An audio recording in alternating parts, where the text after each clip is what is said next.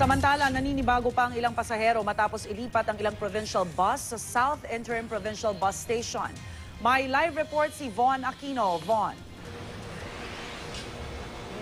Yes, Rhea, sa ngayon nga, tila nag-a-adjust pa yung mga ilang pasahero matapos nang lumipat dito sa South Interim Provincial Station.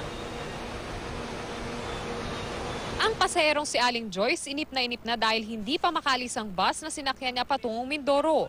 Kakaunti pa lang kasi ang pasahero. Pero bago mag-alas 5 ng madaling araw, umalis din ang bus kahit na kakaunti pa lang ang pasahero. Hirap naman si Aling Flor sa layo nang nilalakad dala ang kanyang bagahe. Di raw tulad sa dating terminal. Pero para sa ibang pasahero, ayos lang dahil tingin nila mas ligtas daw sa bagong terminal. Kasabay nito, nakapag-adjust naman na raw ang ilang bus operators.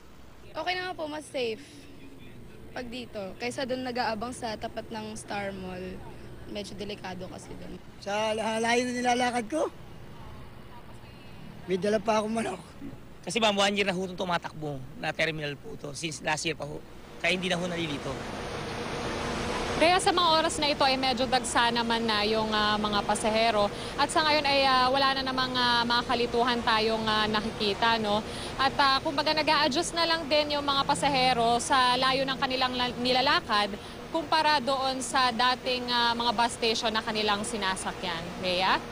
Maraming salamat, Von Aquino.